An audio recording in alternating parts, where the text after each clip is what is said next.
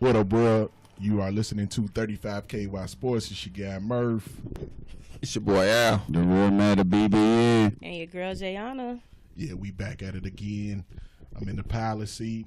Young Ray Vaughn, he's off for the night. He had to work, so checking in. Get that money in. Yes, sir. Get that money, brother, man. Shout out to our brother. He's down at the Park Hill Community Center with the kids, man. So shout out to him and all the kids down there in Park Hill, man. What's good with y'all? What's going on? Man, it's Derby week in the city, Yes. man. Better act like you know. Yes, sir. Man, the most historic week in the city. And it's my birthday Friday, too. Man, Yeah, we got a Derby birthday, man. So he get a whole weekend action-filled I was born stuff. on Derby Day, too. On Derby Day, man. It's dope. Yes, sir. Well, I got to ask y'all, like, what's like some Derby traditions that y'all do, y'all family do, what y'all remember about just kicking it on Derby in Louisville? You know, family always getting together, cooking out. You know, we have the pot. Everybody put in some money, draw your horses out, and whoever win, you know, get the full pot. But other than that, that's what we do. Day parties every now and then, but those is a little new to Louisville. Mm-hmm. Man, I'm just enjoying the city and the vibe. I've tried a little bit of everything. I've been to the track on Derby. You know, the parties. I was young, but I seen it back when Broadway used to jump. Yeah, so. They took that's Derby. Right, so I mean, I've kind of seen it in all aspects, man. I just like it for the city, man. It just gives a different little buzz to the city and bring people in the city, man, to come to Louisville. As he said, he brought up just remembering the last of the good old Broadway days. You know, just where it wasn't no parties or nothing. You just see the old schools in the nice cars coming down Broadway, just crazy stuff. You know what I'm saying? There's a lot of crazy good things going on Broadway. You know what I'm saying? A lot of beautiful cars, beautiful women. People making money, nice entrepreneurs, like everything. It was just, I'll never get them Fat Albert Derby shirts. Yeah, man. Talk Derby to me. Man, those were some of the best times for the city, man. I wish we could bring that same energy, same vibe back. I don't know if it would be the same if we would do it. But these youngers wouldn't embrace it like how we did. It was just basically a no gun zone until later on. We was thinking about I was talking with my cousin the other day about when Derek Anderson had that. What was that story he had on Broadway? Full court, and you know the Jays coming out at midnight. I think that was the first.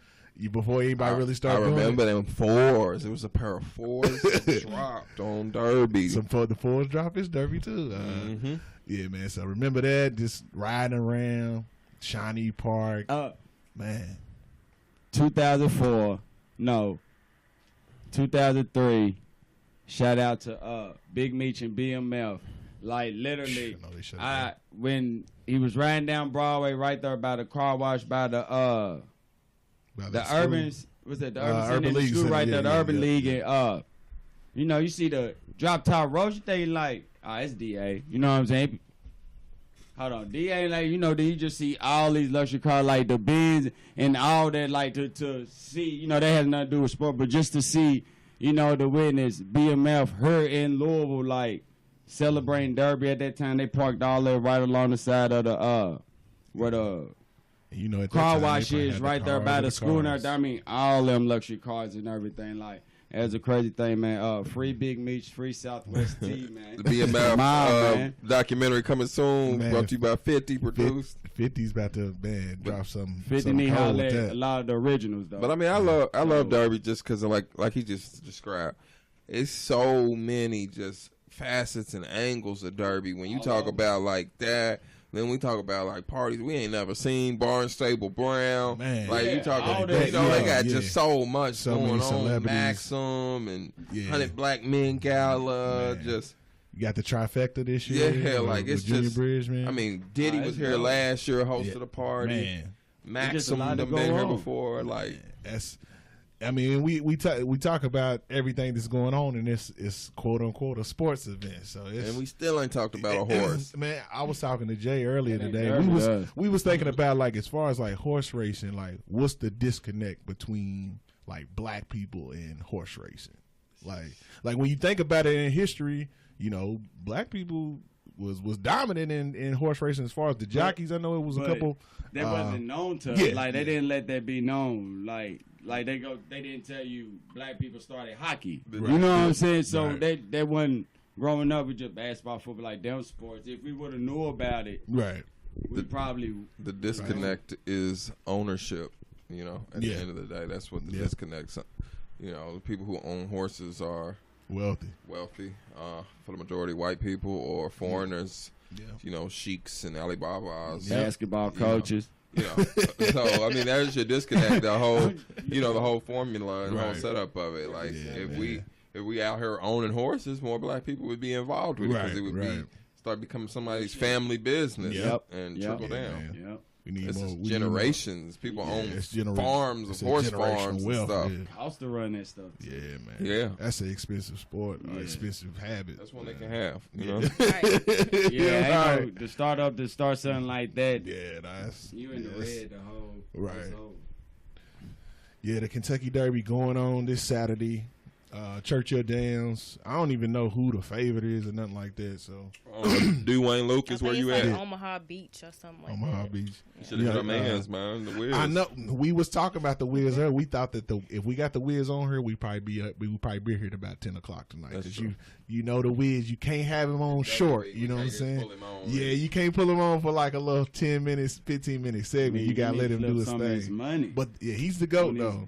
Make sure you go to his betting website. Follow him on Twitter. He's gonna pick a winner. Yes.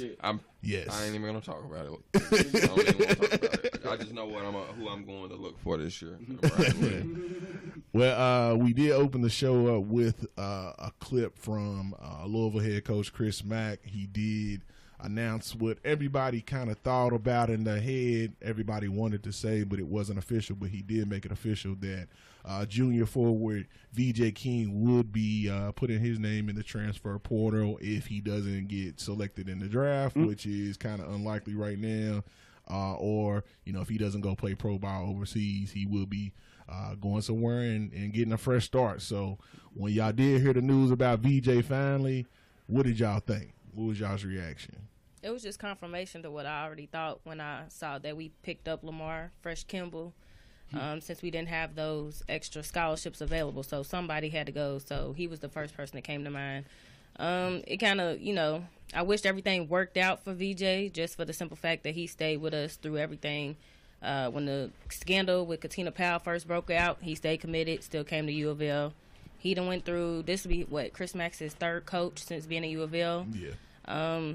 It just didn't pan out and never worked out for VJ. So, I ain't got no bad blood for him, and I wish him well, and, only up from here for him. Much like Jay said, I wish him the best. He came here with a lot of high expectations, being a McDonald's All-American that, vaunted tag, and it's a lot of pressure on some guys. And he had a rocky time here. All the coaching changes. So we just wish VJ the best. He's gonna go get evaluated for the draft and get feedback. Granted, however it may be, bad, good, the ugly. So, I mean, if you did this time, you can take advantage of it. Right. All it does is better prepare you for your future. So, he's just kind of exercising his, his rights, man. Right. So, it's like the job process, he's, you get a little free look at it. Right. Best for both parties. Going forward, as in, really, that's the last of Patino-ish players, from that time, even though he recruited Darius Perry and some of them. But this class will graduate. The class that's here, it will graduate, and that'll really kind of that'll be the end of it, yeah. Especially because, you only have then at this point, the following year, you would have Perry, you would have Perry and Malik Williams. Yeah. Those would only be the only two still holdovers at that point. Yep. And that's saying, and we already know War wouldn't be here. So he's gone. But so that would be it. That's good. It gets your program ready. He at the beginning of his freshman season, there was already rumblings that he wasn't happy here. You know what I'm saying? So with that going forward, I feel like he never really got to the roof. He showed the potential that his freshman one of them versus Virginia. Mm-hmm. Where 30-point game or whatever. So the potential was there, and I'm glad it didn't it didn't show at Louisville. It just made us beating y'all that much easier. But gonna move on somewhere where you better put some numbers up, man. Play fun. With the potential's there. You got the NBA body, you got the field, everything look good. But now it's more like in the head. What level do y'all think VJ should go play at? Like. What level? I think stage Division I One. get still Division One, but I'm just saying you like OVC. You know what I mean? I mean he would be good going home to Ohio State. I think he could do that. He's still Big Five, bro. He's still Power Five conference. You know what I'm saying? That's what I mean. Like what? Because he could be a star. There he could be a star, but he could go somewhere that could be a missing piece, like a Michigan Ohio State. I mean, I said he could. I think he could. I mean, not go to Ohio State. I mean, he has the potential, so it's not like it's there, but it's all on what he want to do. If he want to be the man, will he go to the lower tier? Or do he want to go and continue to try to get better? You go somewhere where you can thrive, where you can be showcased, but don't go to like a Akron or State Power 5, dude. Like, so y'all say, but he's from Akron. You know, I just said Akron. But I think Ohio State is a lower tier. I think he needs to go. Ohio State's a good Power 5. I think he needs to go like Conference USA. Go Memphis. OVC. He ain't starting over nobody. That's maybe a Big East team or something. Yeah. That's kind of that. I don't know. Kind I of think that he needs tier, to kind of go down out of Power 5. Man, he go Power 5. Dude's good. And still get shots as a senior coming in with one. I mean, year? Maybe new coach, new surrounding, just knew everything. Because as y'all say, he had 3 coaches in 3 years. Like, I'm saying you need to go somewhere where they got room for you to get 10 plus field goal attempts a game. Yeah, he may need to go to a Conference USA. Push you, because I'm saying as a player, for development, you need minutes, 1, and then 2, you need field goal attempts. That's the only way you're gonna start developing as a player, a skill set, some game. Most players. Defense is predicated by their offense, so I mean all of that's tied in, and he needs field goal attempts, and I don't see a Power 5. You don't think like at a place like in the SEC, like a Mizzou or a Vandy, he wouldn't get nothing like that? Yeah, he could. The bottom feeders of these leagues, you don't think that he could? But it's like which VJ King would show up though, as you said. Would it be the one that we seen at Virginia and the 30-point game like that one? We know he has to have that level. That's the reason why I feel like going down a level. So he need minutes. He need field goal attempts, and then third, he needs to get his confidence. I don't think he's going to get his confidence playing in the SEC or the Big Ten or any other Power 5 at this point. He's still at Louisville. So at that point, Akron, like go home, go Akron. Drop down a level where you can get your rocks off, fam. Like it's time to you're a senior.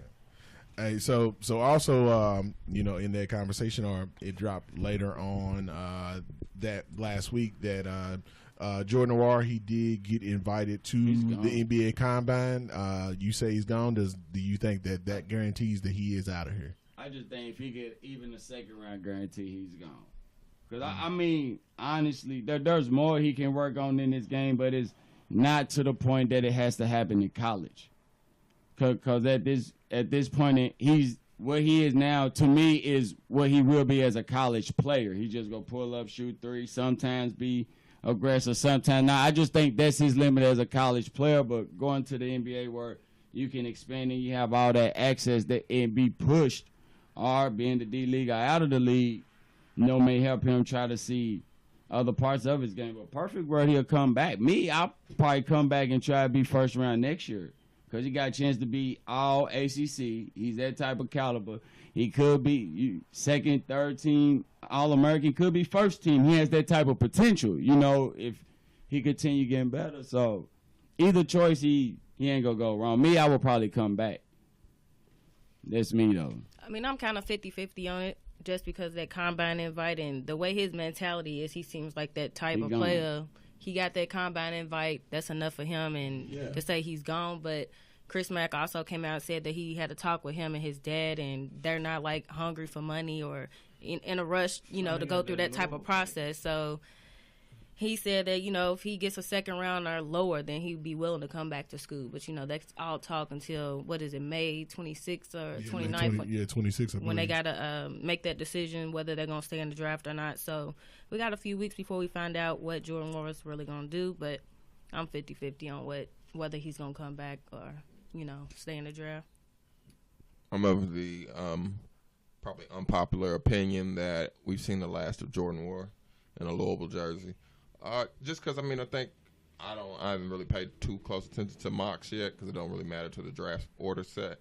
But just what I've seen, I think I've seen him at the tail end of the first round on some mocks. So, and then getting the combine invite, I believe that puts you in the top 60 for sure, or however many invites it is. Give out 60, yeah. So that puts you in the top 60. And once they go there, measure him out, interview, however his agency handles it, I think a player of him in the 5-on-5 is gonna look good. I'm watching it, and he suits the NBA. He can shoot it. I'm watching the game. Dribble last night. I don't know about how much different as him as into like a player like Danny Green. Because when you saying this in the 5-on-5, you just said it's the top 60 players, and at times when we playing in the ACC, they locked him down. A lot of the top guys won't play. I think it'll be lower level guys trying to move up. Yeah, they're playing with edge, but he is a talent, and that is one thing. So if he's been preparing for it and getting in the gym, in a free flowing 5-on-5 game with not a ton of structure, they'll just be running some. Space the floor out, take your man. He's gonna be good. Then on top of that, like he was really y'all offense. Yeah. Like everything had to go through him. Like there really was no help for him last year. Like he just needs to make sure when he goes to perform at that combine, just make sure he's in the best shape of his life. That's all. I think at that point, then it's enough will be done. Now, if we get a gift and he comes back next year, watch out. I'm just thinking like moving forward. I think Chris Mack is preparing. For that, it kind of takes away a little, I won't say a headache, but the fact that you'll be able to start your All-American you're bringing in with no problems asked. No issue. You don't get that knock on you initially for bringing in your first All-American. Oh, he don't play All-Americans. That Sam Williamson's pretty much a starter day one. You don't have to do the uncomfortable thing and put Dwayne Sutton on the bench because of him. So it gives Chris Mack a out. Honestly, because if not, then you got a very uncomfortable situation with Sutton, the senior, the Louisville kid, and Jordan Ward back, and then you got this All-American who, at the end of the day, he's more talented than Dwayne Sutton. Yeah, so it does, make it. Maybe Navarro at the end of the, what I'm saying, the finished product, he has way higher upside than Navarro. And then now you look at your wings now when you're playing next year Sutton and Sam Williamson together. You athletic, sticky. Yeah, before we put a cap on some U of L talk, also right now, 2020 forward, Jamin Brakefield, ESPN's number 17 prospect in the class, says Louisville is recruiting him probably the hardest right now. Was roommates with Quinn Slazinski at Huntington Prep this year. Also, 5-star 2020 power forward Isaiah Jackson said Saturday he just spoken with Chris Jackson and Louisville assistant Luke Murray in the days prior. He says that they want me bad. They're on me, texting me every day and calling. They want me bad. And then also Louisville just extended an offer to 5-star junior Earl Timberlake, a source told Stock Risers. A shout out to our guy Jake Weingarten. So Louisville's out on the recruiting trail, man.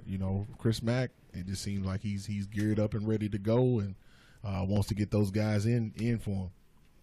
Yep, and Enoch, he didn't get a combine invite, but he did get some workout scheduled with Atlanta, OKC, the Clippers, and Boston. Well, that's good for Enoch. Via Jeff Greer. Of course, I think he's going to be back. I think it'll definitely help him, but I think he's definitely coming back. He's in Solitary week.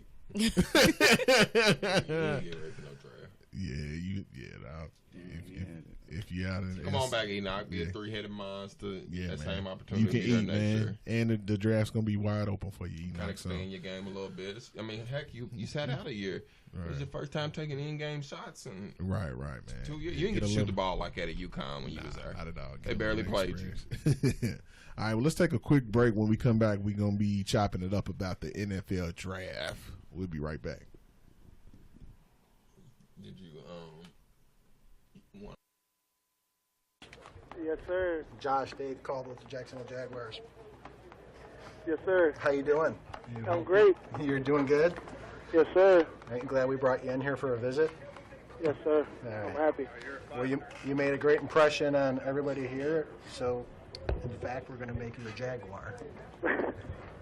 Let's get it. Can you get 17 and a half sacks for us next year? Let's get it. Yes, sir. I can do Saxonville, ain't it? I got you. Saxonville, right? We're going to keep that name going? Hey, let's get it. I'm glad to be a Jag, dude. I'm going to hand you to a couple people here. Yes, sir. Coach Coughlin and Coach Marone are going to say hello to you, and then our owner, Shad Khan. So here's our owner, Shad Khan. So that was University of Kentucky, former University of Kentucky player Josh Allen, who got selected 7th to the Jacksonville Jaguars. Man, what y'all think about old Josh Allen and him getting selected to the Jaguars? I watched the draft, and when I seen him get selected to go to Jacksonville, I thought that was the perfect fit for him, just because of how nasty, the Jaguars' defense is. So I think him rushing off the edge is something that they're going to need, and definitely he's going to help them out here in the future, if only they have a quarterback as well to help them out. But I think he's going to be a great fit for Jacksonville. They should have took Teddy, the most dominant defensive football player last year in college football. Showed up when we needed him every fourth quarter. He was just an animal. One of them players that could have got drafted in I think they were saying like the 4th round last year, came back and became a 7th round pick. Should have been picked higher. But I really can't complain about none of the people that was chose before him if that fits the need that team need. But shout out to Josh Allen. And it's just I don't know if most people listened to when Coach Morrow last season after the draft, when we didn't have no draft picks, Coach Morrow said that there's the last year Kentucky would not have draft picks in the NFL draft. And this year's show, this is just the one of only many that's great come. That's a lot of a high expectation he's putting out there. Yeah, we do that. Plus, not to mention, he was a 2-star recruit that was great go to Monmouth before Kentucky came in and, offered him, and the rest is history.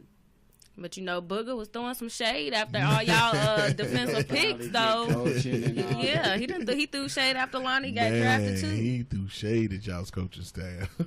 I mean, I agree with our... Booger's a pure hater, though. With our cornerbacks and all that. Like, they wasn't... They not as good as I thought. I didn't think Lonnie Johnson was that good, but shout out to... Yeah, that was a shocker to me, too.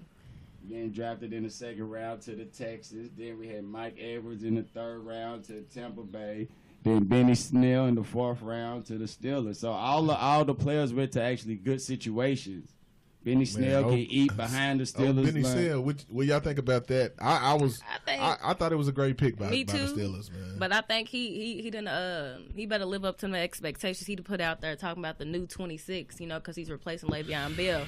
You coming out, you got some big shoes to fill when you saying something like that. So the thing is, if Benny, if he has any success, he is gonna be a marketer's dream. Yeah, for real. He is gonna be able to sell anything, man. Like he speaks in third person, is a character, man. So him being in Pittsburgh and with that fan base, like it's a perfect situation. It's a perfect snowball effect for him as far as marketing, man. They always have a running back becomes a good running back in Pittsburgh anyway, no matter who it was. Connor last year after Le'Veon Bell, so it was a perfect match for him. So shout out to Snell. He deserves it. Snell, yeah.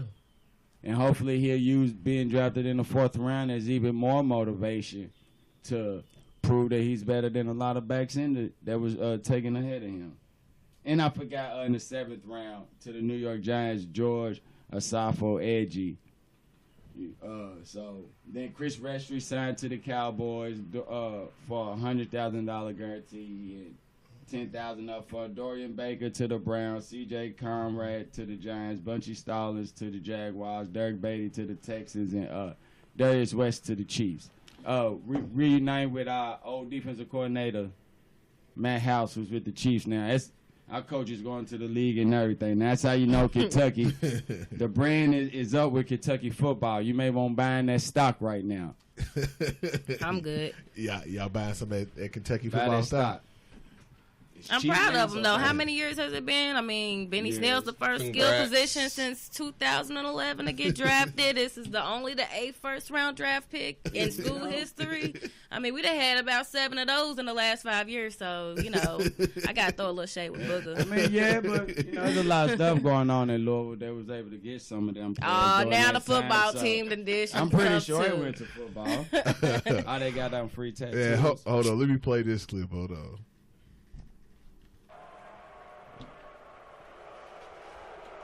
They always doing rock With the first pick in the 2019 NFL Draft, the Arizona Cardinals select Kyler Murray, quarterback, Oklahoma. And so it is. The assumed is really happening. So Kyler Murray was picked first to the Arizona Cardinals. Man, Kyler Murray, hell of an athlete. Man, drafted in the MLB draft. Gonna be the quarterback for the Arizona Cardinals. What's y'all opinion on Kyler Murray? Going into the NFL, and how y'all think he's gonna do? I mean, I don't know how he's gonna do. I can't really say how his style's gonna translate right now. But shout out to Russell Wilson for paving the way for a guy like Kyler Murray, who's barely 6 feet tall, getting drafted number 1. So. I hope he does well. I mean, they had a first round draft pick in Josh Rosen last year, and they traded him off. So hopefully he does well. Josh Rosen is crazy in the head. Yeah, that's what I'm saying. It's what mental, happened it's with mental him? with him. Like, what was going the on? Potential's there, but I don't know. That's what I want to know. What was going on with and Rosen? He tried to come out with that fake apology, or not apology, but wishing Kyler Murray well and saying he can rent his home that he had or this that. You're like, no, that sounds forced. Get out of here. I like Murray. He's just explosive. Quarterback, can move. He can throw the ball. Out of what is it, like Allen, Texas or something. But that's for people who don't know, that's like football heaven down there. Like as far as just how big the game of football is down there in Texas and where he's from. So. He's been bred to be a quarterback, and he went and did it, and he had baseball opportunities. That's dope. He could have been a 2-sport athlete, and so I wish him the best, man. Arizona moved out a former first rounder for him. Go ahead, cuz. Go ahead. Before you, I think I don't think it's a questionable pick, because to me, football, even though it's size, is a lot about heart too and determination. So as long as his heart and his fire is what we think it is, like to turn down baseball where he would have got way, way more money, you know what I'm saying, to play football where you get hurt like anything, career ending way more easier than in baseball, shows that he has the heart and the belief in himself. Then it don't help that it helps that Larry Fitzgerald came out and offered his assistance going forward, as in coming in, being a rookie, you know what I'm saying, like showing them the ropes. Like if you have somebody like a receiver like Larry Fitzgerald that nobody really talks about, that is a Hall of Famer, first team Hall of Famer, I remember from Pittsburgh getting on Miami and all that, and the Big East and all that. But if you got a receiver like that that's willing to embrace it, bring him and show him the ropes and make it kind of easier for him, then shout out to him. Right. I liked him at Texas A&M. Man, let me let y'all know if y'all heard this clip and what y'all think about this. Hold on. We got 6 rounds in the next couple of days. Guys are getting replaced. You are replaceable. No one, they say in the league, the more you can do, it helps your opportunity. So now you're mad because they brought some competition in here, so you're going to try to take your ball? Well, first of all, son, it ain't your damn ball to take anyway. So you just keep playing with your phone, and you keep showing us what the stigma of you and who you were was at UCLA. Now you brought it to the professional level to show us you're still going to, when things don't go your way, you're going to cry in the corner. But guess what? They're going to ship your ass home somewhere else, and you can go cry and be their problem. Listen, This is a man's game. Be a man and go against that man one-on-one. He gets 10 plays, you get 10 plays. Do your deal. Ain't nobody giving you nothing. Only thing you can get on this stage right now is a free ass whooping. Everything else you got to work hard for. Let's say Josh. Man, Steve Smith was going hard at Josh Rosen, man.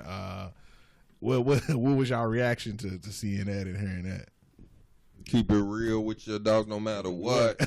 Steve went in on him. That's what I like to hear. Just somebody giving you that real, that truth. And it's true. You got to compete. A lot of guys get this sense of entitlement in professional sports, and they just want to take their ball and go home. And you see it a lot in sports. And that stuff trickles down to the little league. So, I mean, Rosen is who he is. He's probably always been that. It probably the same way influenced his college choice, his high school choice, and he's probably been sheltered and guided all the way through this process to the top. Yep. And then you get to the NFL, and it's a business. Got a big new dose coach, of reality. new whoever, and they like, you want Kyler Murray, pick him. You got him, man. Yeah.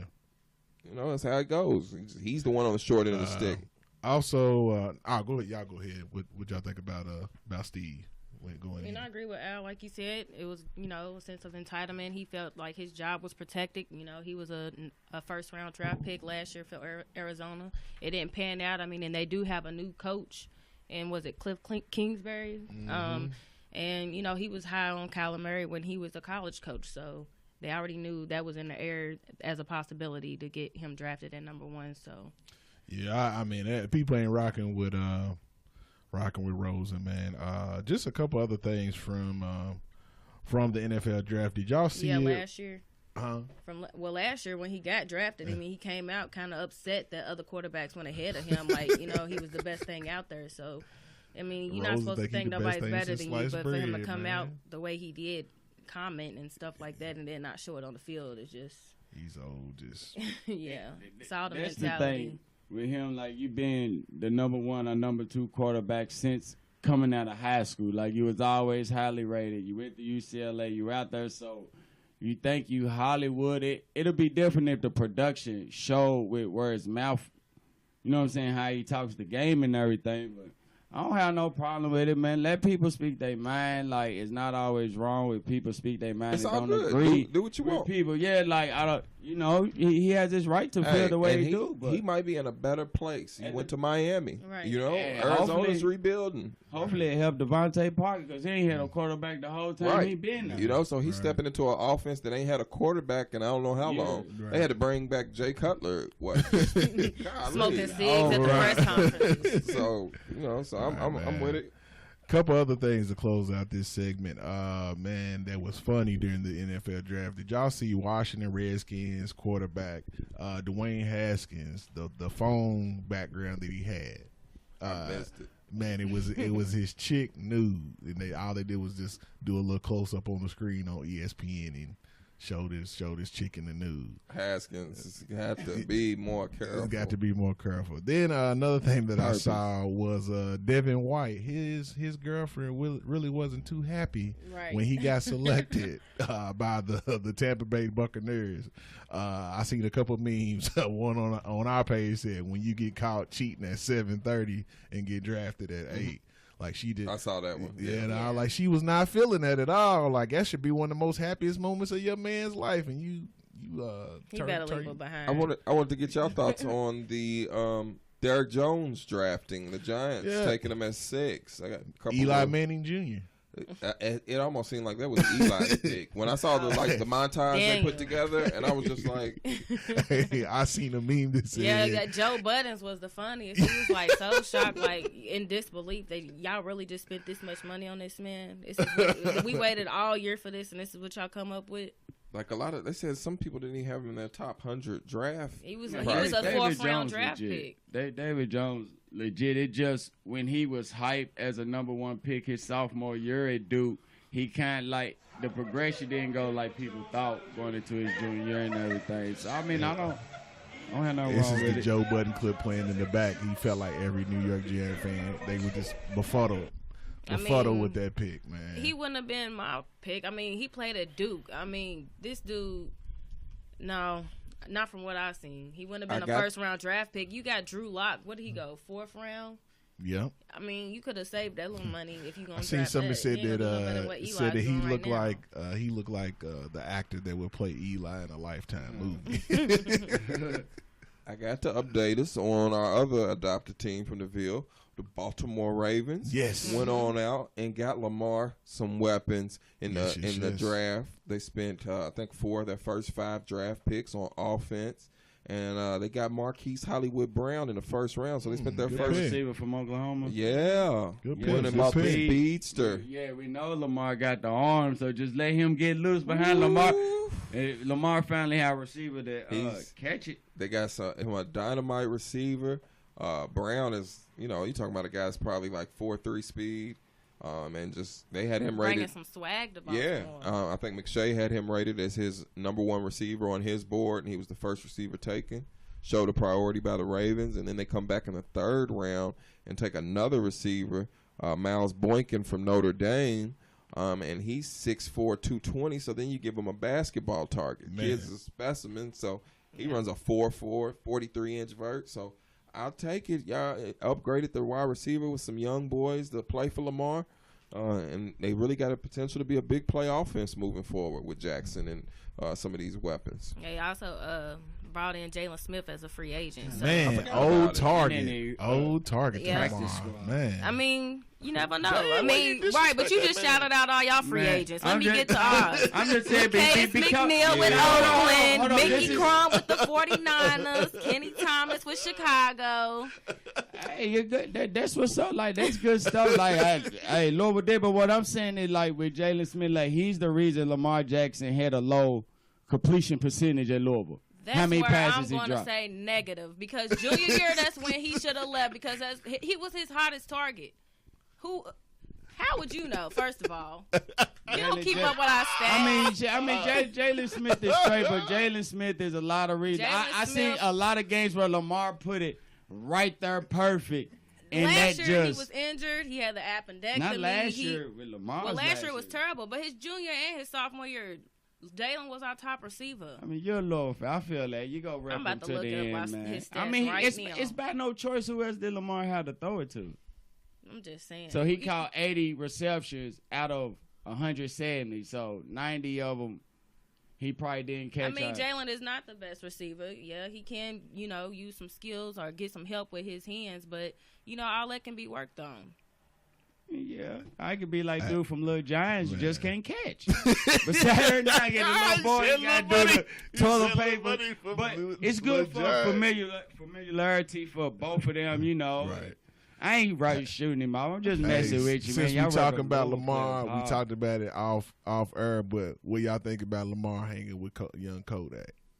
I mean, they grew up together, went to school together. They old buddies, old friends. I mean, he just got to be careful and watch out. I mean, Kodak did just get locked up for guns and drugs crossing the border over in Canada. So you just need to, chill out, watch out. He was just on TMZ for speeding, doing over 100 in his Bentley without a seatbelt. So, TMZ gonna catch anything you do. Just be careful. I mean, I don't think Lamar's that, you know what I'm saying, like that intertwined with Kodak on that level. Like, as you said, they homies, they been knowing each other. Right. So, it's dope. Like, both of y'all, same high school, know each other since y'all was young, and y'all both millionaires. From the entertainment to the sports. World, like, that's is dope, So, shout out to him. I rocks with Kodak Black expeditiously. Man, yeah, Kodak, man. Well, let's take a quick break. When we come back, we're gonna be talking about the NBA playoffs. We'll be right back.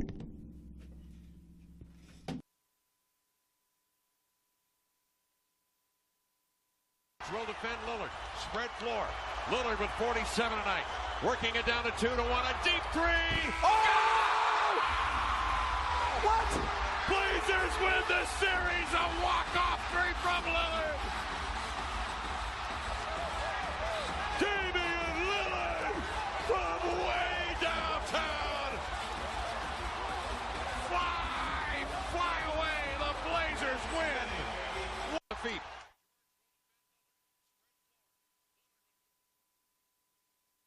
Draymond, you took some time to go through that handshake line right there. What did you want the Clippers to know? He said, hold up, he'll be right back. I think he's going to Trez.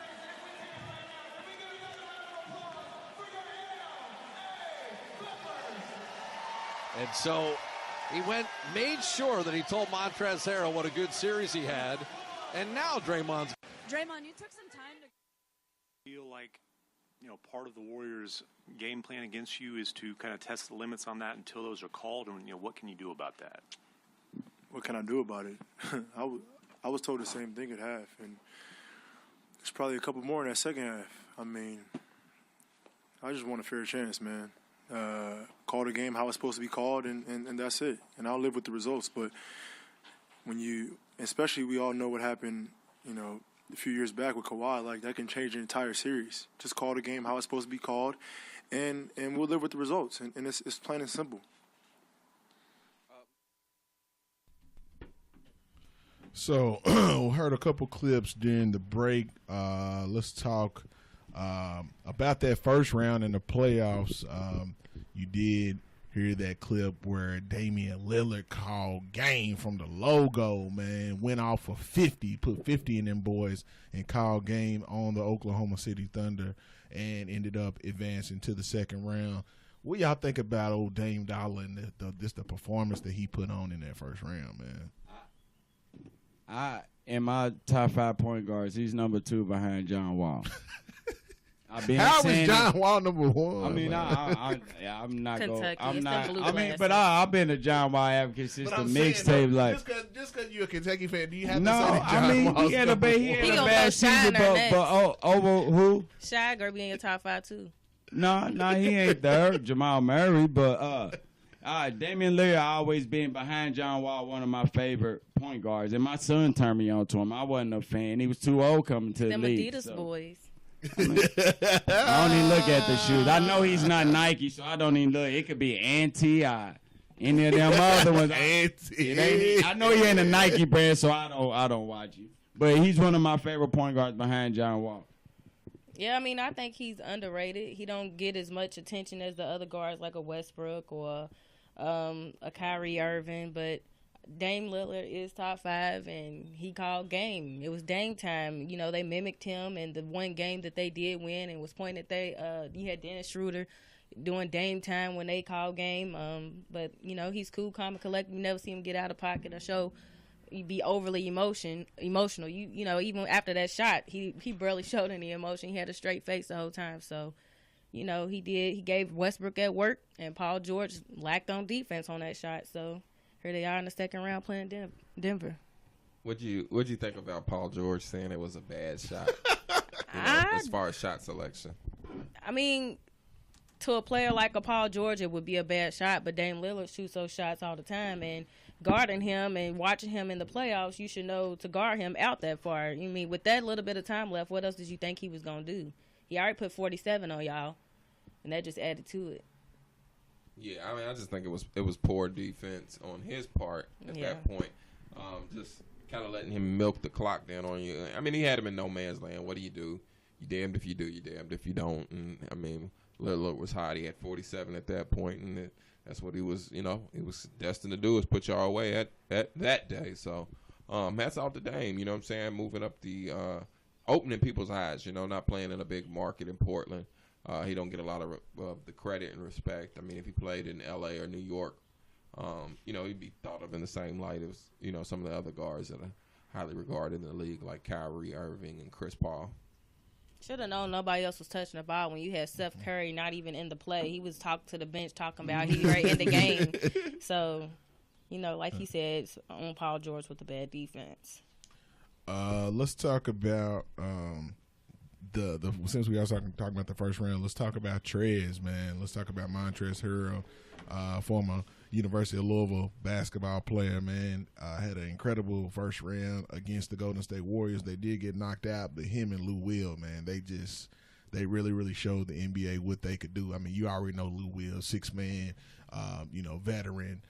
But this was really the stage where Montrez just got to really, really show what he could do. And man, just to see the respect that he got from all the veterans in the league, D-Wade, LeBron, Jamal Crawford. He played hard, man. And that's basically he played hard every play, man.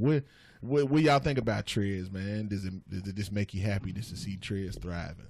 Yeah, it makes me happy. I mean, it's not nothing we're not accustomed to. Right. We've seen that here at U of L. It just took the right team to give him that opportunity, because when he was at Houston, it didn't happen. So him getting traded to LA was probably the best thing that happened to him. And, working with, Doc Rivers, it's probably a good thing, too, because I heard, when he was working under or a player under D'Antoni, it just wasn't the right fit. He didn't know how to talk to him or coach him. So it's all about coaching and the right teammates and everything else. And it seems like everything's perfect for him right now. So shout out to Shy for making it easy for him. But come on. No, my Montrez, like, I didn't really like him too much at Louisville because he used to do all that flexing when he dunked on little people. So, but when he went against legit people his size, it wasn't there. But now to see where he's at in the NBA, like to see what he did in the summer league, man, when Allen the homies down brought him down. Yeah, you know what I'm saying, in the Peace League here. And to actually see that translate into the NBA, he's doing the same thing to NBA players. Like every time I watched, I was like, dude, I watched him do that at the Peace League, and he's doing the exact same thing. Like beast mode. So shout out to him. To me, he should be 6th man of the year, but but it's a good thing. Shout out to Montrezl Harrell. I mean, I don't know if I'm as giddy as y'all are, but I enjoyed it. I enjoyed it a lot watching Montrez dominate in the playoffs. Yes, dominate the world champion. He did dominate Draymond for 4 to 5 games. I mean, he averaged Draymond had to show him love off the bench in a playoff series against the world champ. So, hats off to the LA Clippers, Clipper Darryl. I know they had a good time and enjoyed those 2 wins over the world champs. So, Pat Beverly, we knew he was a dog. He did everything in his power. Lou Williams off the bench, shy balled. I was about to say at least that he balled the whole series, but at least that last game, that third and fourth quarter, he did his games 5 and 6. In the first quarter, and even in game 6, he played well early. Shy really showed a lot of potential as a great 2-way point guard on the way up. The other guard. And the other guard, there. Not Williams, the other. I know you're talking about the one that starts. Shamet from Wichita. The future's bright. They get Kawhi. So, when you look at, you've got Montrezl Harrell and Lou Williams signed next year for combined $14 million. Both of them back for the cheap. That's a steal. And one thing I'm excited is the opportunity that Montrezl Harrell creates. Sometimes we get carried away watching all the 3-pointers. Yep. What was it with the Rockets? How many 3-pointers did they attempt? Game 1, 48. It's just fun to see a different kind of game. So to know that stuff will still work in the NBA, a guy that just plays hard, plays his butt off, and a physical, just nasty brand of competitive basketball, like that's fun. It's gonna open out doors for some other players and some teams to realize, like, I need somebody like that on my roster, GMs. Like, if I have a Montrezl Harrell, I'm a better team. Like, if Houston had Montrezl Harrell on his team, now granted he wouldn't be developed. It's possible, but it's a different system. But because they just want you to sit in the corner, so they value a bigger big in there. Hence the Nene or Clint Capella. But just think if Houston had him right now and was able to utilize what he's able to do. We're just talking about a completely different team right now. So it's great that he got to. Jay touched on it, like land with a coach like Doc Rivers. That's somebody that sees that, values it, kind of old school mentality, and knows like good coach. That's what the energy he provides. You can't replace it. So hats off to Trez, man. Knock on wood, if he can stay healthy next year, he's on his way to a monster payday. So that's what I would say. Get the check, Trez. Break the bank. Yeah, he's looking like a 4-year 80 kind of guy. Yeah. Upwards. Get your money I'm just saying NBA money, how the contracts and money is thrown away. Right now, the season is right. And playing on a team like LA, and you're in a big market. He can get somebody to overpay. They got a superstar. I'm pretty sure they got the money. And if you're they looking to sign a superstar, not $16 to $20 million a year. There are guys in the NBA making $20 million that suck. They should Do get you hear it. me? I agree. That's why when you so said 16 to 20. I think though these dudes. The cream of the crop's getting 35 now. So you think he's worth 20 if the cream of the crop's getting 35? 12th. I mean, he go get it because it just depends on what happens next year. He deserves. How far they go? I'm not saying like he deserved. Like it's nothing against him. I'm just thinking like some of these players like of the level of him and players in the past is getting like these crazy contracts and stuff, man. If we could look I say 12 to 15. If we could look and see some of the players in the NBA making $20 million, I bet like we would. Jonathan Simmons did it from the Spurs. Had that one good year, then I forgot who and ended up bid on him. That check. We ain't heard from him. I think he went to Milwaukee. No, he was in Orlando this past year. That's where he was with Orlando. He ain't worth it. So also. Some other first round. What did y'all think about? Ultimately the Utah Jazz, they did get eliminated from the first round. But what y'all think about old Donnie Mitchell and his first, playoff performance? They need a lot of help there. I'm sorry, second. They need help. That's all. I just say we got to get Donovan some help, or you need to get the hell up out of Utah. Don't stay there too long. Yeah, I mean, he didn't have the best playoff performance this year, not compared to what he did last year in his rookie season. But I mean, he did what he could with what he had. I feel like, which is nothing. Right, I agree. I think he needs to get some help. There's a lot of people coming up in the free agency this season. It's off season, so I kind of feel like they need to get rid of Rubio, which is what they were going to do as part of the in-season trades. But it didn't happen because Rubio isn't bringing any offense, and they need somebody else that can help score. I mean, I do like Rudy Gobert, and I saw what Royce O'Neal and Derek Favors brought to the team, but they do need another guard. Kemba Walker's coming up this year, and I think that would be a good. That'd be a dope. I think that would be a good backcourt, but who am I? I'm not a GM, so I just had to put it in. There's guys like Timothy Mozgov, 4-year, $64. Ryan Anderson's 4-year, $80 million. Listen to these names. I can't even tell you who they play for. Come on, so. Kim Bazemore for the Atlanta Hawks, 4-year, $80 million. That's why I said I wasn't necessarily knocking him but just think of, as you just named, players that has got that type of money when you like. Nerlens turned down 4 for $70 from the Mavs. Because he thought he was going to get that 80, and his agent messed him up. Now he's signing 1 year, $1.2 million. Tobias Harris turned down a 4-year, $80 contract. Tobias, you should have took that 4 for $80 because you don't look like nothing on the Sixers in the playoffs. And Kawhi gave you your lunch first game. 80. So, you just look at some of these guys making this money. That's why I say it's not... It's not far-fetched that Trez can get somewhere in that range. Yeah, he can get it. I wasn't like when that came. I wasn't. It was crazy that it sounded crazy. That level, Montrezl Harrell, $20 million. Yeah, $80 million. But then when you think of the players, think of the grand scheme of things. It's definitely. I didn't think Mike Conley was worth $200. There you go. I didn't, and I like Mike Conley, but Bradley Beal, you know what I'm saying? Crazy. That type of but he deserves he deserves that. Like you see the work and. Getting better, and he's still young enough to cash in on it. That's the other key thing. He's 25 years old. So if you give him that 4 years, you're gonna get the best basketball out of him. You're gonna get a beast. Yeah, he gonna give you that $80 million worth for sure. He's vital to your team. So right now we in the second round. You got the Celtics and the Bucks right now. Boston does lead 1-0 in that series. Kyrie. What y'all thinking about Kyrie versus Giannis right now? Giannis, I don't know if they had enough for the Celtics. I feel like they're gonna put up a fight, but we'll see how Game 2 goes. Game 2 will be tonight.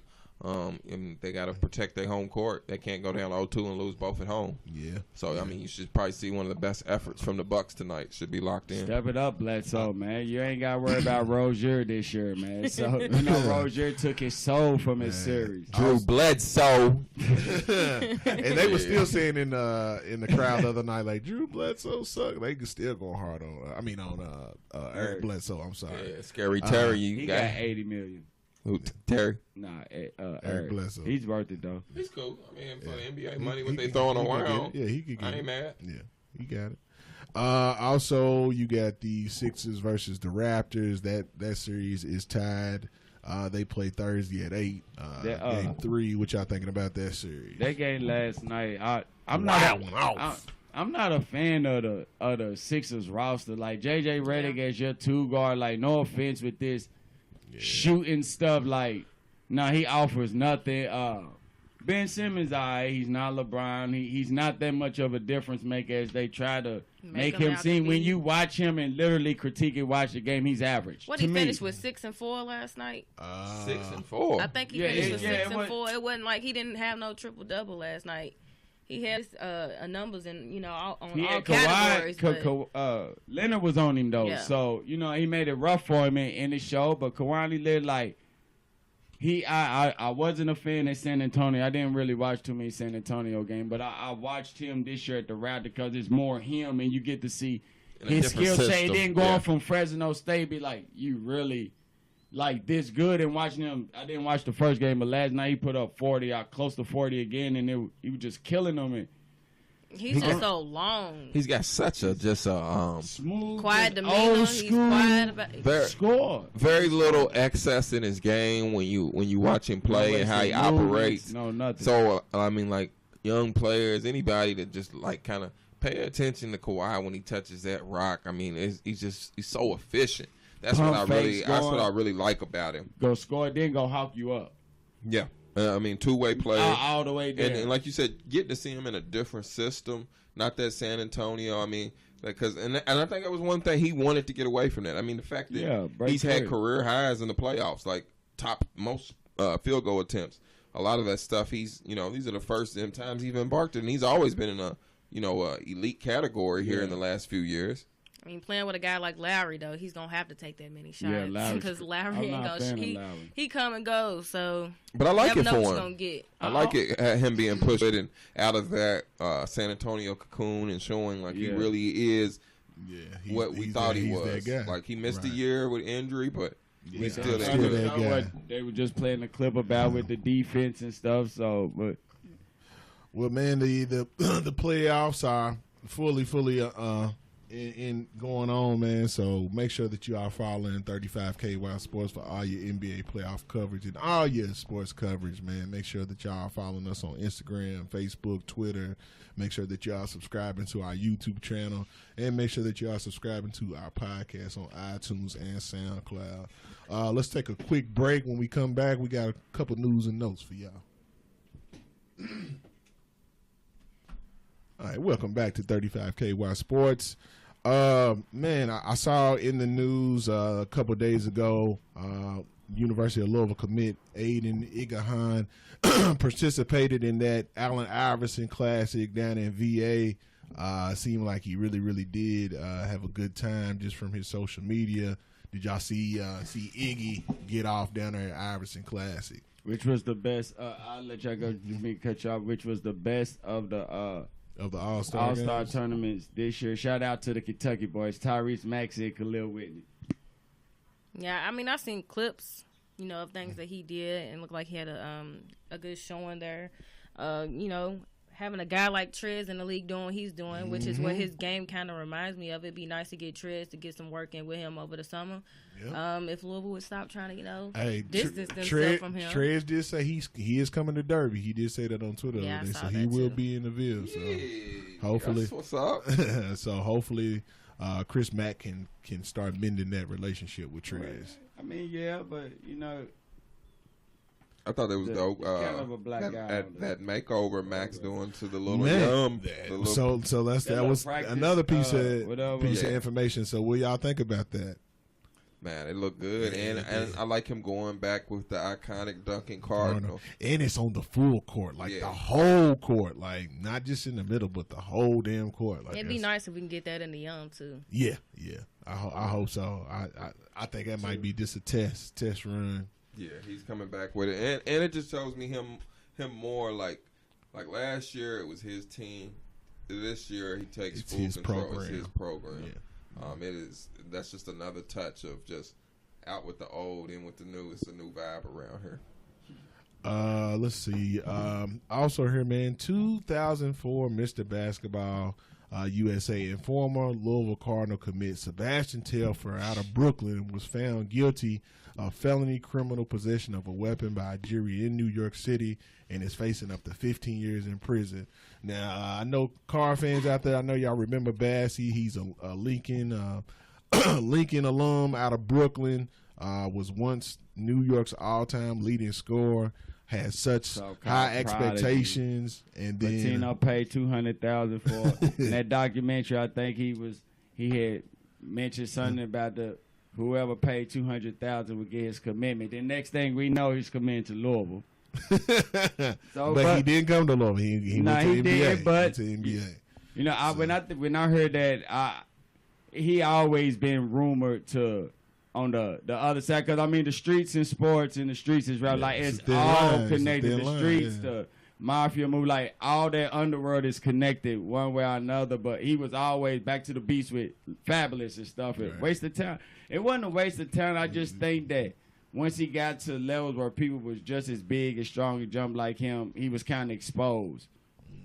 I think he could have, even though it may not have resulted in the same way. He's one of those guys that, he went and got that quick money and got drafted straight out of high school, but he could have developed under a Patino. Playing college for at least 1 year. Yeah, I think he kind of really needed that in his game. Would have made, I don't know how it goes, because we all know when you go to college and stuff, anything can happen, injuries, whatever, just not work out. But for longevity of his career, maturity, and growing up, it probably would have served a greater purpose. And now seeing how it's getting ready to end. I mean, because you're getting ready to go to prison in New York for that. Yeah, New York, they ain't playing with them guns. Especially not with guns. It's New York, it's a wrap. It's just no way around it. You don't really have the. Did y'all see the Breakfast Club interview he did last year? Yes. And he doesn't do a lot of interviews, but I mean that interview in itself was strange, and in a way, just because of some of the stuff he was just talking about with the money issues with the NBA, which kind of leads me to think like you didn't take care of your money.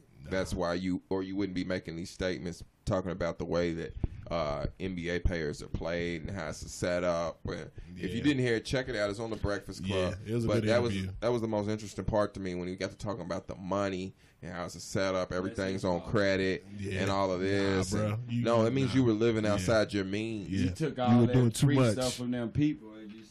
It was just, trying to take care of the whole hood. Yeah, it was just too much, and he's just talking about how like he wish you got just all your money up front or something crazy. Yeah, like he just like you get paid 2 times a month. 2 times a month, like bro, it's just like everybody else. Right. Yeah, he's like, and they give you everything. Yeah, for the most, yeah. You get everything on credit, bro. That's the way the world works. Yeah, man. Like that little number, pay your bills on time. time. Like there's no reason you should ever miss them. And just how can you complain about bills and all that, but you buying guns? That money could have paid the bills and everything. But when I think and another reason when I think Sebastian Telfair, I just think I was a point guard right here that went to Oak Hill for a school who was ranked 18th or 19th in that same class. So a lot of us here seen him, knew dude was legit and passed on him for Telfair and was a Louisville and ended up going to Kentucky and actually being a better point guard that he probably would have been at Louisville because he had to learn to play slow down with Tubby. So it let him learn offense at a different pace than just getting the ball. Patino would have gave it to him and go. Right. It would have been fun too. Everything happens for a reason, man. Everything happens for a reason. What else we got, Jay? You got anything else we need? No. We played that clip from James Harden. We didn't get to touch on that. James Harden.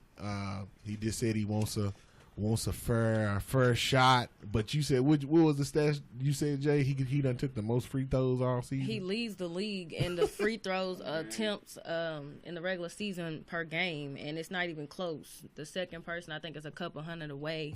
Then on top of that, he was complaining about fouls not being called in Game 1 versus the Warriors, but he still shot more free throws in that game than he did in the regular season, and they had more fouls called for them than they did in the regular season. At the end of the day, Harden, you got to realize the dynamics working in this series. You have, at this point, you have the most popular team in the NBA, the Golden State Warriors, playing. And you're being guarded pretty much at all times by one of the marquee players in the series. So they're not looking to foul Steph Curry, Klay Thompson, or Kevin Durant out. And I get it, you're entitled. You still got 10-plus free throw attempts.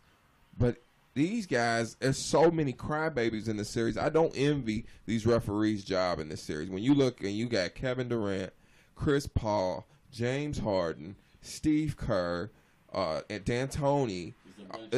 Oh, my God. Daryl Morey, the GM of the Rockets. Like, these guys know how to use the media. They know how to, cry for calls. Like, And it's really kind of taken away because I saw some stuff where I'm like, if the Rockets would have got back on defense and not been trying to draw fouls, actually make some of those shots, like, y'all are throwing your own self up, caught up on the officiating and all of this flopping. I mean, if a guy comes under you, whatever, if y'all feel he's trying to make you uncomfortable as part of the scouting report, you know, whatever, voice your opinion, but don't hurt your team and not get back on defense or not take the focus off of your shot. Because James Harden didn't hit none of those threes he was trying that stuff on.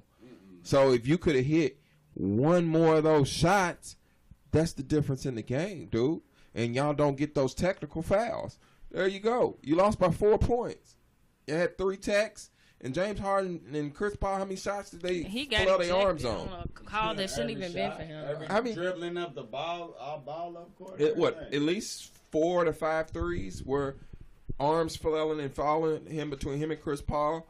2 techs, Chris Paul ejected. Then Tony got a tech off the back of one of Chris Paul's. I remember a specific play where Chris Paul didn't get back and gave up a Kevin Durant breakaway when he took the shot and was complaining to the ref. So it's just guys got to play because, I mean, we got. Coach you hear him over here breaking down. That was Coach Al showing Houston what they did wrong instead of complaining. I'm just saying, Houston don't even make in-game adjustments. I'm just saying, and the offensive flow was horrible. I mean, when y'all run it, look, you know, I know your offense is the ISO with Harden, and y'all do run pick and rolls, but y'all get into your offense so slow.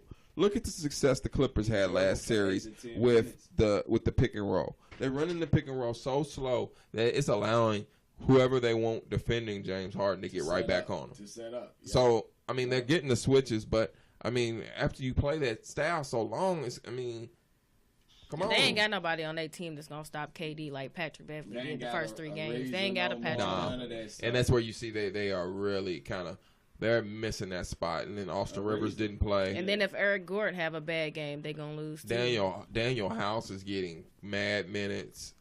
So they pulled Nene. I mean, I like the Rockets to win a couple games and challenge them because, I mean, when you take that many threes, something's going to drop. But it's just that style of ball, man. It's just a lot of pressure on you. Yeah. And they lacking depth. So, I mean, a lot of depth. Harden and CP3 are going to have to, you know, stop the complaining and get it going. Yeah, it look like they about to get sent home, probably, most likely, man. They getting sent home. Yeah.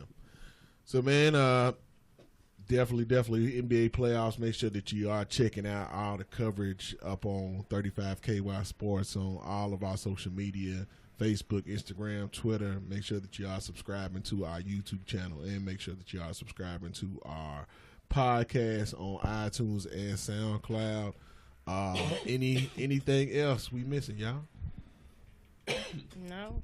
Shout out to Alex too. He had went to the NFL draft and got us some I was gonna say Alex. He went down there. He said it was live. He said it was live, man. So shout out to Alex, man. Always holding it down for us. Our social media manager, man. Shout out to Alex Jarrett, man. Oh, and this ain't sports related, but rest in peace to John Singleton too. Yes, definitely. Rest in peace, legendary. John Singleton, man. Pretty much just crafted visually our culture, man. Like, you think about Boys in the Hood, Baby Boy, High Learning, The Italian Job, Poetic Justice on my shirt. He's subordinate and man, I mean, John Singleton, man. Like, we were just talking about that's somebody else we didn't name on this. Somebody young dying, 51. Yeah. And I mean, worked with some of the GOATs. Like, when you talk about some of them, like when you look at Tupac, working with him, he worked with Michael Jackson. Don't Remember the Time. Yeah, like he's worked with some legends. Everybody. Nah, man, it's just they taking all our legends away, man. But yeah, you said they like it's a conspiracy of people. No, I'm just playing. I ain't gonna get started. You never know. In today's world, you never know. I did just see. Shout out to the homie Kurt Lewis, man. Just signed with EKU. So shout out to him over at Aspire Academy. A lot of young guys around the city signing. You know, the spring period is when you get to pick up your commitments and sign. So another little young guy, Jairus Bibb, just got signed to go to, I believe, Mid-Continent is the school out of Brown. So I know not a lot of guys get recognition. Yeah. But Brown is actually the second-ranked high school in the state of Kentucky. Yeah, that's as far as graduation rate and testing Brown's scores behind Manual High School. So I had to shout out my little young homie, man. Coached him back when he was in the 8th grade. That's what's up. And I actually caught one of his games this past season, and so had to shout him out, man. He's doing big things, and some other little recruiting tidbits. I saw where Jaden Rogers got his first D1 offer from Miami of Ohio. Dope out of Fern Creek. Shout out to the little homie. Yeah, Jay Scrub is racking up offers left and right. He's ranked for that Kentucky and UCLA. I just saw where he posted VCU, Cincinnati.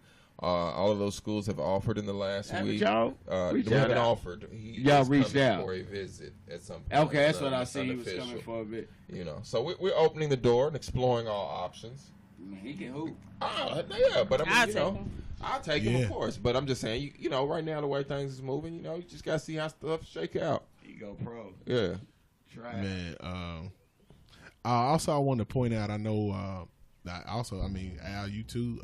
Man, I've been seeing it's a lot of turnover, like within coaching in Jefferson County sports right now, man. So it's a good time. It's a good time. It's a good time for the real ones to get in there. That's what I was going to say. It's a time for the real ones to get in there. The coaches, especially on like this middle school level, you know what I'm saying? It's terrible. Middle, like, all levels. High. Middle, high. Going. The legendary Dale Mayberry stepped down today. That's PRP's longtime head coach. You saw that. Been there 38 years, 900 wins. Yeah, man.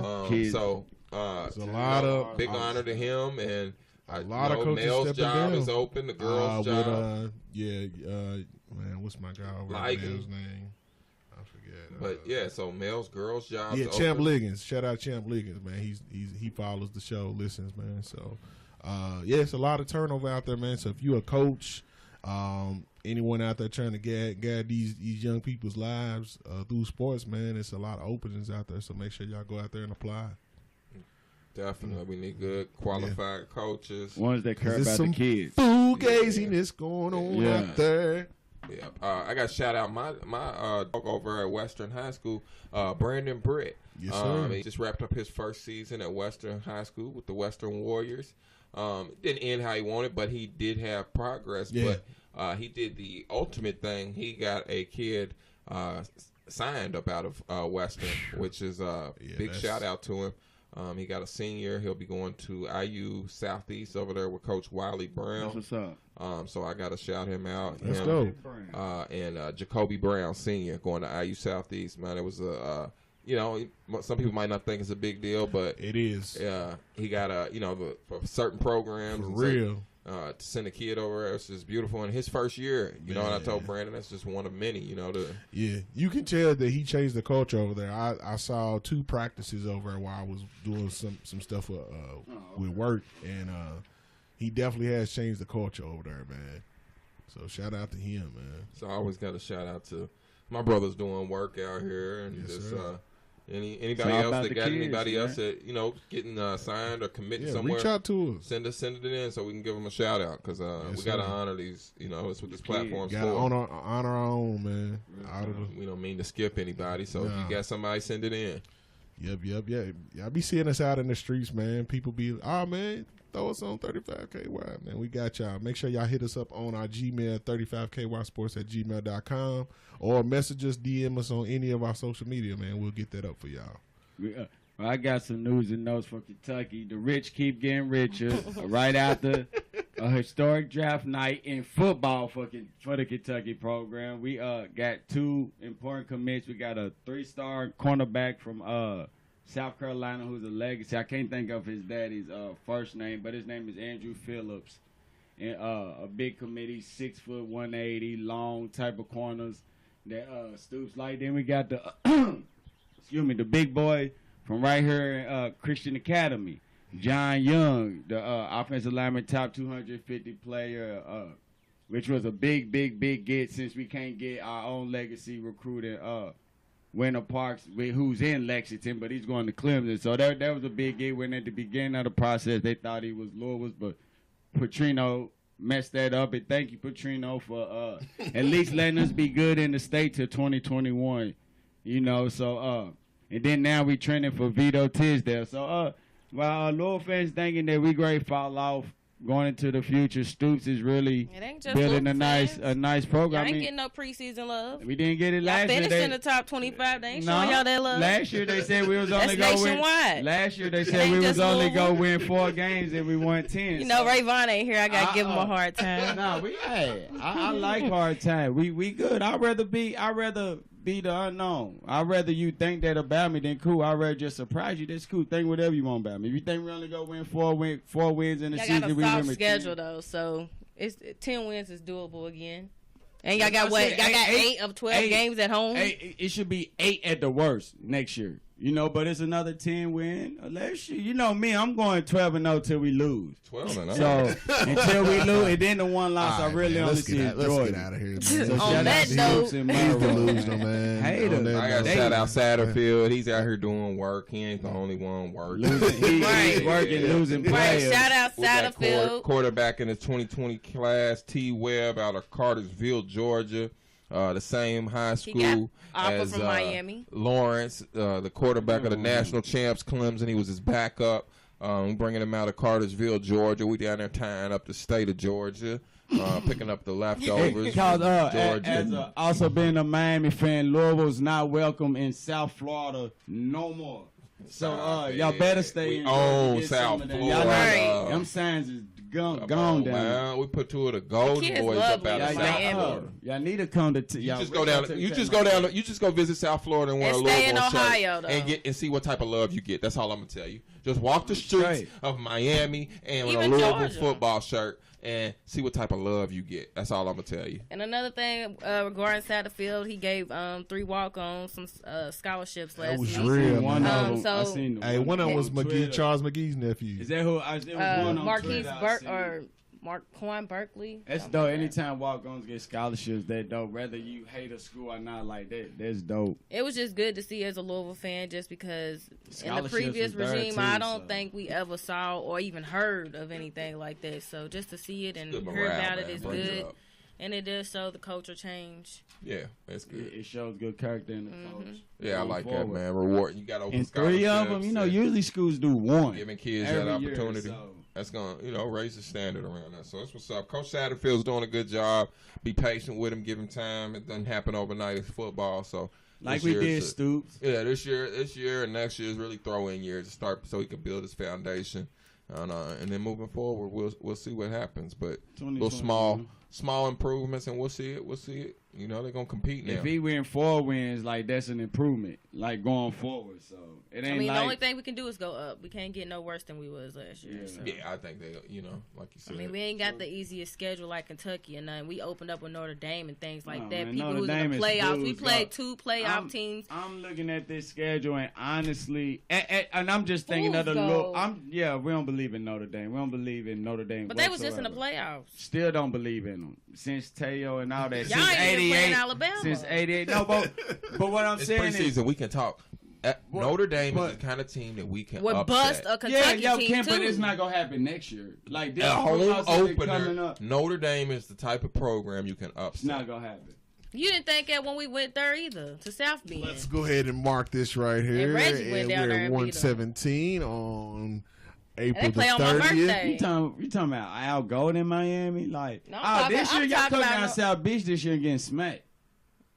Y'all getting smacked in South Beach. Y'all don't even know who y'all quarterback is. You talking about we getting smacked. Y'all in the same position we are right now. Our quarterback gonna be Nicorsi Perry. Like we making it competition. We are right now. No, we making it seem like a competition because we made tomorrow's May 1st and we about to take in full thick of football right Perry, now.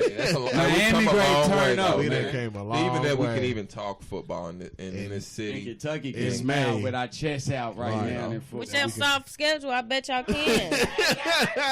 Enjoy it, man. Just enjoy it. Bask in the glory I forgot Louisville NFL fans, draft picks. Louisville fans, you know what I'm saying? Their clout that Louisville fans have is their conference. It's never the accomplishments of Louisville. It's the accomplishments of teams in their conference. No, we don't beat our chest never Louisville. I'm fresh off a Heisman, seeing the greatest player in college football history. I agree. And What you mean? Oh, great player We don't college see football that history. I as don't know much. that. And though. did I not call this Heisman his freshman year? So I you said, did. I said I'm it fresh. Georgia, so I knew it was Heisman. I'm fresh off studs. Jair No, but I said Alexander, Louisville first fans the round. only And fan we back in the that next they year. rep Makai back other in the teams. first Dude, round, I'm too. fresh off studs. We I've back been next putting them year. in Y'all the really seem offended that Parker. Kentucky had 4 Eli draft picks. Rogers. first- How Hell, can we no. be offended when y'all catching up? Why Nobody- y'all had 8 You're only as first-round good picks as what you total. previously done. Nobody We've had cares 7 about in the last 5 years. Let's Make sure y'all Yeah. tune Will in to 35 Gay. KY Y'all Sports, trying the to catch best up. sports show in Bellamy. Louisville. That's and all y'all Kentucky. gotta bring up. We Y'all could finally none of them won is a bowl studs, game. man. We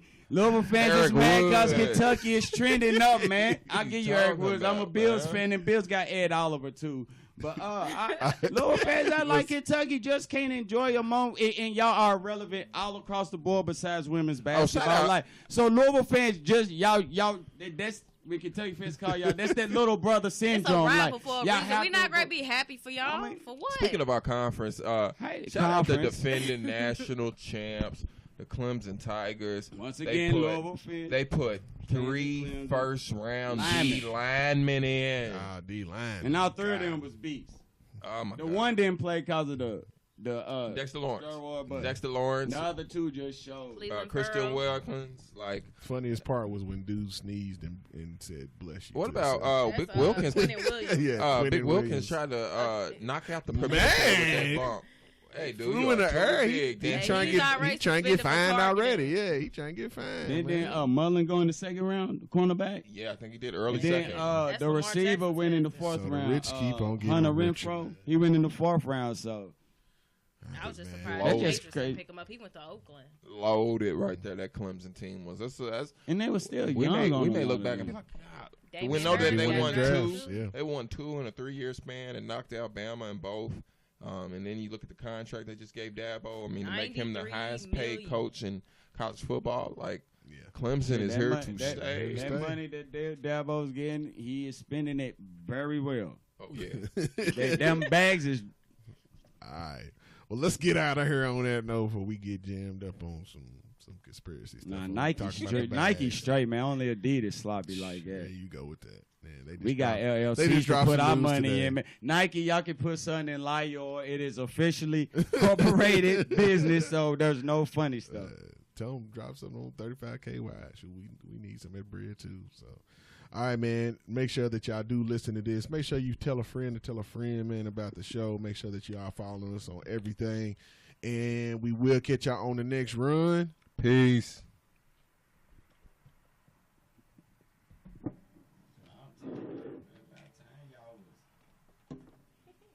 Maybe we need to start sending more drop picks to the league, make Louisville fans feel antsy. They go a whole 3 days and don't see not one Louisville player call. It's all good. We Sorry, back next year. It's the that's first just time this in a shit. long time. We'll be We ain't drafting next y'all, year. you know.